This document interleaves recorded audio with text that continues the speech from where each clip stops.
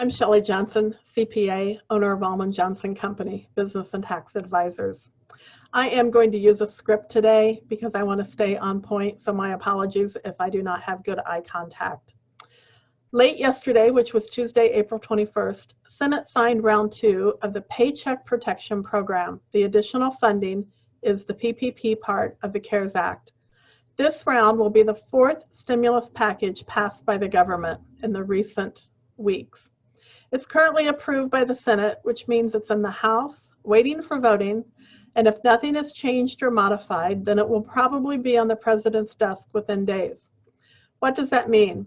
If you have applied for the PPP and have not yet been funded, it's great news because it drastically improves the probabilities of you getting funded. If you've not applied for PPP yet, or if you submitted an application and are not even sure if your bank got it through or dropped the ball, then you want to be ready for this round. What exactly is the PPP? It's a program designed for small businesses to fund 8 weeks of payroll and occupancy costs, such as utilities and rent or mortgage interest. The only requirement is you must have had employees as of February 15th, 2020. Even if you've laid off employees, you may rehire them. This also applies to self-employed individuals, and depending on your 2019 self-employed income, if you meet the maximums, your benefit, your loan could be almost $21,000. The PPP loan is designed to be forgiven between 75 and 100% of the loan, as long as you comply with all of the conditions. Now, a brief history. The CARES Act was signed March 27th with a start date of 4/3. We got a false start because the vast majority of the banks were not prepared. And by 4/16, less than 2 weeks later, the SBA announced that all $350 billion was spoken for, and they were not taking any new applications. However, some lenders continue to take new applications in anticipation of this additional funding. In the past couple of days, we've seen many larger small businesses that have received funding of $5 to $10 million each, and there's been massive backlash. Most of us don't consider these businesses to be small.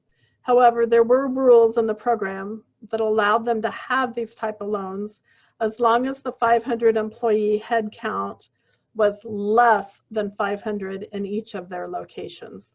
And so that's particularly true of franchise type businesses or restaurants or those in hospitality. So now keep in mind, some of those business models do have local ownership. So the problem is there's an obvious lack of definition of what small business is. In the CPA world, we consider small business as mom and pop shops, self-employed individuals, or entities such as LLCs, corporations, S-corps, partnerships with no more than 20 to 50 employees, sometimes larger than that, but normally in that range, which actually comprise the majority of the businesses that were left out of the program. In all honesty, the big banks were not ready, and many banks are just now sending approval letters and closing documents for people that applied as early as 8 o'clock on the morning of Friday the 3rd when the program started. In addition, most big banks have special requirements like having an established business checking account prior to 4/15, or even having a pre-existing lending relationship with them. In other words, you must have already owed them money in order for them to be able to lend you more money. Crazy. Luckily, local, regional, small community banks were on top of this program, and they had the highest success rates of all the banks because they did not have all the bureaucracy that the big banks have, and many physically handled each of those applications. We also learned more about the fintechs, which are the non-banks, the web-based internet technology companies. They were ready to come to the rescue to help all these small businesses in need. The problem, by the time that they were approved to be SBA lenders, the funds had already run out.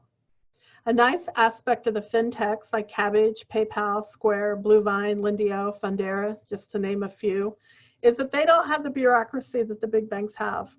They don't go through a complex know your customer and underwriting criteria or even have pre-existing criteria. This new round, the fintechs are going to be ready. We're hearing a lot about how these fintechs are going to be the new heroes of the story just like the small and the regional banks were heroes in the first rounds. So it's going to be the fintech companies as well this time. So back to today. The Senate finally approved the bill that will be moved to the House, and if the House doesn't modify it, then an additional $310 billion, that's B, billion, will be allocated to the PPP, from which $60 billion of that 310 is specifically going to be allocated towards community lending institutions and credit unions that have less than 10 billion in total assets. So these are your really small, local based lending organizations. This is designed to help reach underprivileged businesses that would not have otherwise been able to go with the big banks because they did not have those pre-existing relationships. Now, the bill is not going to address all the problems with the program.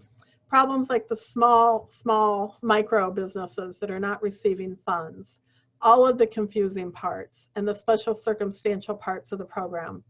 It's probably not even going to address all the power that the big banks have in the process. Secretary Mnuchin commented that almost everybody will be covered by this round of funding. That's hard to believe. Regardless, I do suspect that since many states now are signaling opening back up the economy and stopping the quarantines, this is probably the last time small businesses have to get real help from the federal government, other than qualifying for one of the other payroll credit scenarios. The bill also earmarks an additional $10 billion to the EIDL, that's the Economic Injury Disaster Loan, the advances known as the grants, and additional funding for the actual EIDL loans. We're just now seeing businesses getting approved for the EIDL. Those are the pieces that you applied direct to the SBA. Hopefully, if everything goes smoothly, this will be signed into law within the next couple of days, and we should see small banks, the fintechs, and the small credit unions take applications again.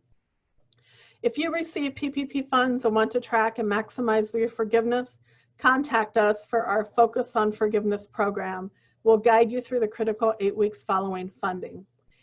If you have not received funding for PPP and do not have your application in process, we want to be able to help you with this round.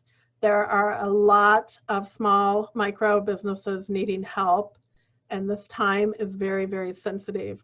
The best way that we can help as many businesses as possible with the critical timeline involved is to do a group setting. So we know there's many questions on how to apply, and what documents are needed, and how to maximize your potential funding. Plus, like I mentioned, it's very time sensitive.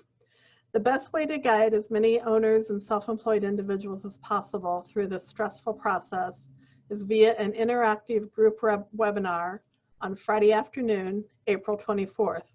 We'll be hosting a 1-hour do-it-yourself PPP application webinar followed by question and answer sessions.